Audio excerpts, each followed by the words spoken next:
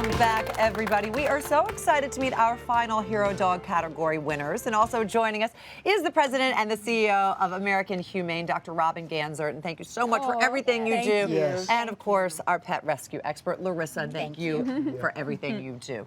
So, without further ado, first up is Justin Tucker and his PTSD service dog, Roxy. They are the winners of the service category. Amazing.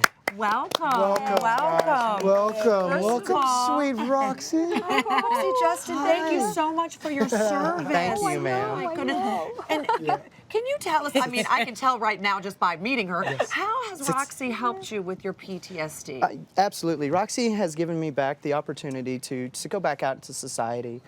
Being a disabled Iraq War veteran, it's hard to go back out and trust, after being, in war and in situations where, it's hard to trust people, I was blown up by a hand grenade in Iraq. So it's hard for me to just to go out and enjoy time. But with Roxy, she gives me the opportunity to just enjoy life again. It's a beautiful thing. And it's not every day that you see a pit bull as a service dog. Absolutely. And we try to promote the use of bully breeds for service dogs, not just for veterans, but anybody with PTSD. And because that is the most common dog that you see in a shelter. And, if you give them the opportunity, they're going to be an amazing dog. They're not that, horrible dog that the media portrays them to be. No. And so. And PTSD is a real issue for a lot of our veterans that come back after being overseas deployed. Oh my gosh. And I know dog therapy is very helpful. Oh my gosh, stop it, I'm going to cry. Look what she's doing. She's a diva. She wants attention or she wants those treats? Yes. Yeah. I think the treats is she absolutely, the treats. Mr. Cameron. Absolutely. For sure. Justin, thank you so much. Yes, thank you. All right. Thank you.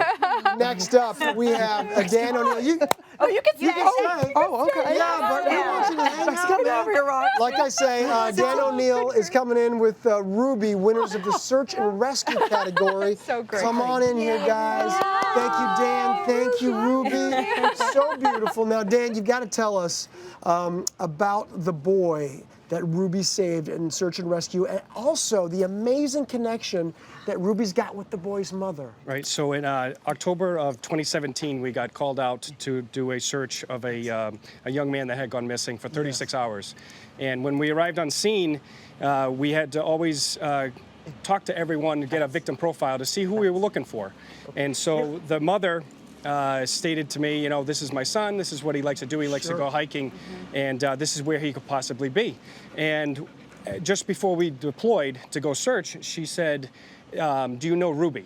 And now I had never met this woman in my life. And I said, well, how do you know Ruby? And she said, well, 7 years ago, there was a dog in the shelter that I volunteered with, because she owns her own training business, that I tried to rehabilitate 5 different times because she kept getting returns because she was deemed unmanageable and just aggressive behavior.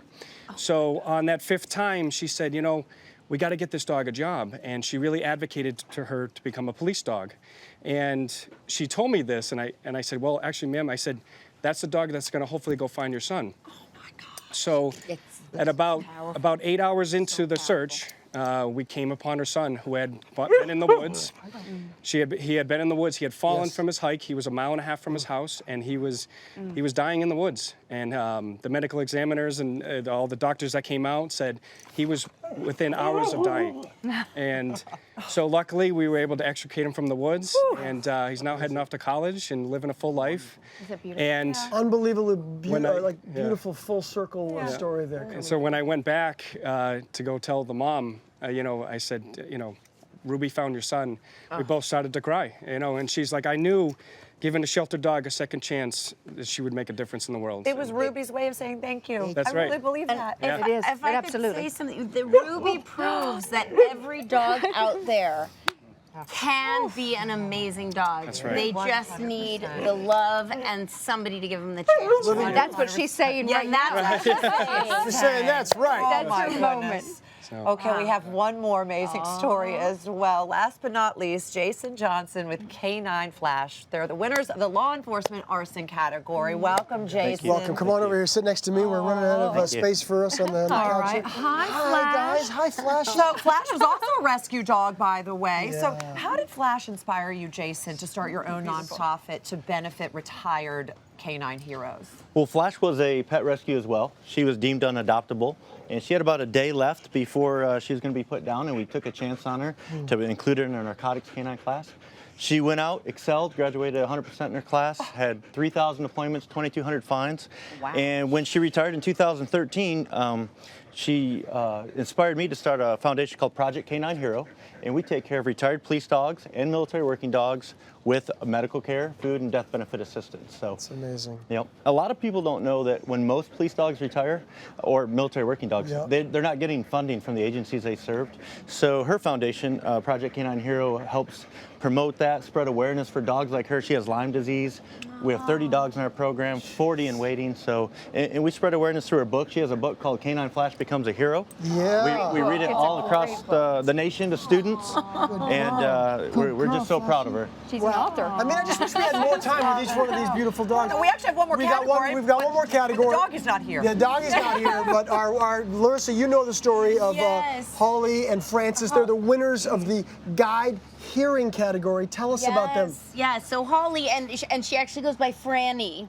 Francis the dog is Franny. And Holly actually had breast cancer at age 32. And she had a severe complication and she lost her eyesight. And so in 2016, she got Franny, and Franny helped her because at the same time as Holly was going through all this, she found out she was pregnant. Oh my so goodness. Francis now helps her with her 2 children. And, you know, they now go around to different schools as well and help teach students that being visually impaired is perfect. There's nothing wrong with that. And everybody can be different and just be as amazing. And so the 2 of them are teaching so many countless kids just what love is all about. And so Franny and Holly couldn't be here today, but Franny is just an amazing hero dog as well, helping so many people. As are all of the doggies that we have here today, and all of the humans. All the human handlers are equally as important. That's right. Bringing these stories to life. Seriously, That's great. thank you so much for sharing all of your stories. And Robin, my goodness, thank you so much for Robin. everything that Thank American you. Humane does. And Larissa, you're an angel. I love you. You all be sure to watch the 2018 American Humane Hero Dog Awards on October 24th at 8/7 Central, right here on Hallmark Channel. We will all be there. Get your tissues ready. You're going to be crying.